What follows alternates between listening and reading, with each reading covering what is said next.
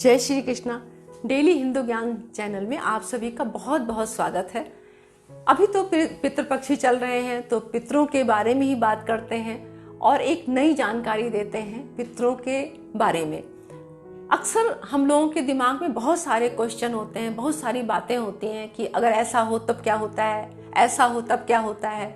तो इसी जानकारी में एक और जानकारी मैं देती हूँ पितृपक्ष के बारे में कि पितृपक्ष में अगर किसी का जन्म होता है तो इसको क्या शुभ मानते हैं या अशुभ मानते हैं। देखिए, पितृपक्ष हम लोग इसमें कोई भी शुभ काम नहीं करते हैं, न शादी, न ब्याह, न मुंडन, न गृह प्रवेश, कोई भी शुभ काम वर्जित होता है।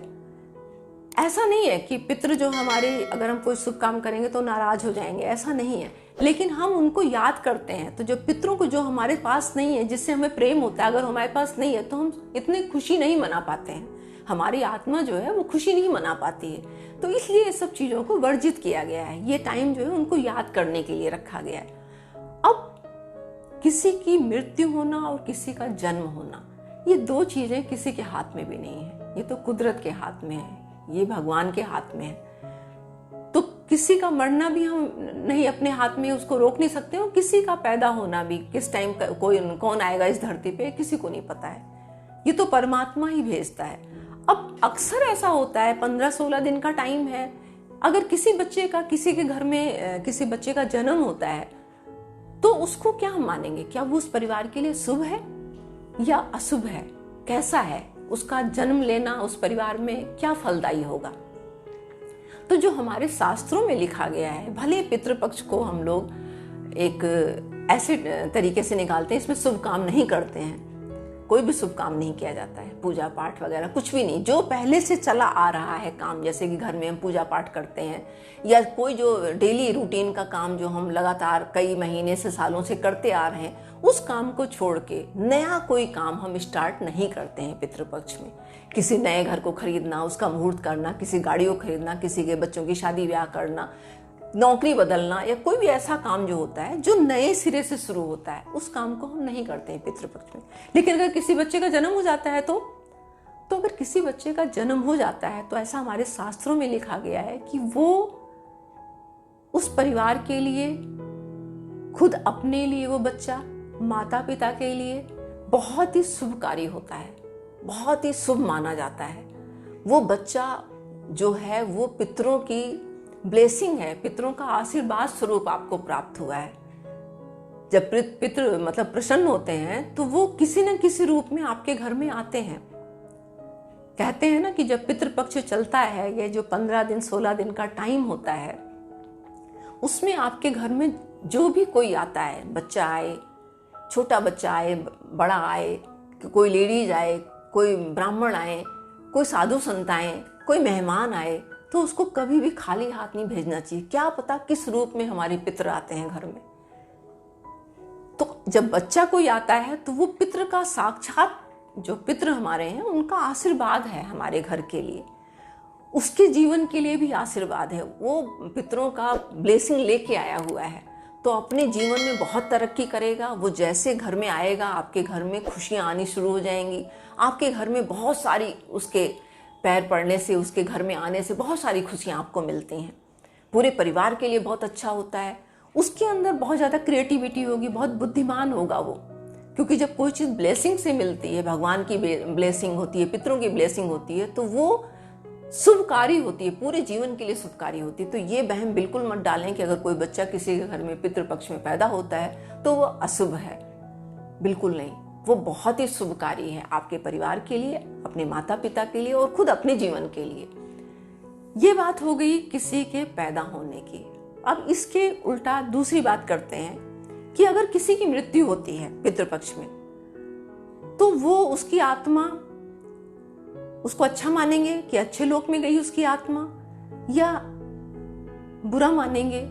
इसके लिए हम शोक करेंगे कि पितृपक्ष चल रहा था, इसमें इनकी मृत्यु हो गई तो ये अच्छा नहीं हुआ। इसके बारे में जानकारी जो हमारे शास्त्रों में लिखी गई है, क्योंकि पितृपक्ष का जो टाइम होता है, इस टाइम स्वर्ग के द्वार जो होते हैं वो खुले होते हैं। पितृ जो होते हैं वो धरती पे आते हैं, वायु रूप में आते हैं, प्रकाश रूप में आते हैं, अलग अलग वो अपना किसी भी भेष में आ सकते हैं। तो जब वो धरती पे आते हैं तो वहाँ जो यमलोक है, जो पितृलोक है, उनके सबके दरवाजे खुले होते हैं, तभी तो आते हैं नीचे धरती पे वो। और पूरे दिन तक वो अपने अपने जो परिवार होता है, उनका घर होता है, उनके सगे संबंधी होते हैं, उनके घर पे वो जाते हैं, उनको देखते हैं। अगर वो उन्नति कर रहे हैं, वो खूब तरक्की कर रहे हैं, वंश परंपरा को निभा रहे हैं, तो बहुत प्रसन्न होते हैं और उनको आशीर्वाद लेके इस धरती से अमावस्या वाले दिन चले जाते हैं वो। अब ऐसी हालत में अगर किसी की मृत्यु होती है तो उसकी, ऐसा मैं नहीं कह रही हूँ, ऐसा शास्त्रों में लिखा गया है कि उसकी मुक्ति हो जाती है, उसकी आत्मा की मुक्ति हो जाती है, उसको स्वर्ग की प्राप्ति होती है। इस टाइम में अगर किसी की मृत्यु होती है, बहुत ही अच्छा माना गया है। अगर पितृपक्ष में किसी की मृत्यु होती है तो बताते हैं कि सीधे वो स्वर्ग को प्राप्त होता है। अच्छे कर्म किए होते हैं उसी की पितृपक्ष में मृत्यु होती है। जैसे बताते हैं ना कि काशी में अगर किसी की मृत्यु होती है तो काशी जो है वो पूरे भोलेनाथ के त्रिशूल पे टिकी हुई है। वहाँ के जो कोतवाल हैं, वो जो मतलब भैरव जो हैं वो हैं, तो इसलिए वहाँ पर बताते हैं कि अगर वहाँ काशी विश्वनाथ में, काशी में अगर किसी की मृत्यु होती है तो वो, उसकी आत्मा मुक्त हो जाती है, वो मोक्ष को प्राप्त हो जाता है वो। तो ऐसे ही अगर किसी की पितृपक्ष में मृत्यु होती है तो उसकी भी आत्मा स्वर्ग को प्राप्त होती है। तो इसलिए ये बिल्कुल मत आप घबराइए कि अगर किसी की मृत्यु हो गई तो उसकी आत्मा भटकेगी, परेशान होगी। वैसे तो आत्माओं का ऐसा बताया गया है हमारे शास्त्रों में, यजुर्वेद में बताया गया है कि जो हमारे कर्म होते हैं, ये कर्म बंधन है, ये जो हम इस जीवन को प्राप्त किए हैं, इस धरती पे आए हैं, तो कोई कारण है। कारण क्या है कि जो पिछला जन्म हमारा है उसमें हमने जो जो कर्म किए हैं उसके फल स्वरूप, उसी कर्मों के फल स्वरूप हमें ये जीवन दोबारा मिला है इस धरती पे। तो हमें यहाँ पर आके अगर मानुष जन्म मिला है तो हमें अपने मुक्ति के लिए और अपने पितरों की मुक्ति के लिए बहुत कर्म अच्छे करने चाहिए, शुभ कर्म करने चाहिए, लगातार हमें शुभ कर्म करने चाहिए। तो इससे क्या होगा कि हमें, हमारी जो आत्मा है ना, उसको, आत्मा की और उन्नति होगी, नीचे नहीं गिरेगी, हमारे आत्मबल नीचे नहीं गिरेगा, आत्मा हमारी मलिन नहीं होगी, कमजोर नहीं होगी, इसकी उन्नति होगी। अब जब उन्नति होगी तो हमें अपनी आत्मा को, उन्नति को ऊपर बढ़ाना है, ऊपर करना है, नीचे नहीं गिराना है। मैंने आपको बताया कि अगर मनुष्य योनि ऐसी है कि जिसमें हम नीचे भी जा सकते हैं, नीचे की योनियों में भी जा सकते हैं, बुरे कर्म करके, अशुभ कर्म करके, कुकर्म करके, जिसको कि अच्छे कर्म नहीं माना गया शास्त्रों में। तो अगर वो सब हम काम करते हैं तो हम मनुष्य से भी नीचे, हम नीचे वाले पायदान पे बिल्कुल नीचे चले जाते हैं। बहुत ही जैसे जैसे कर्म करेंगे वैसे वैसे हमें कीड़े मकोड़े और पशु पक्षी और ये सब योनियों में हमें जाना पड़ेगा।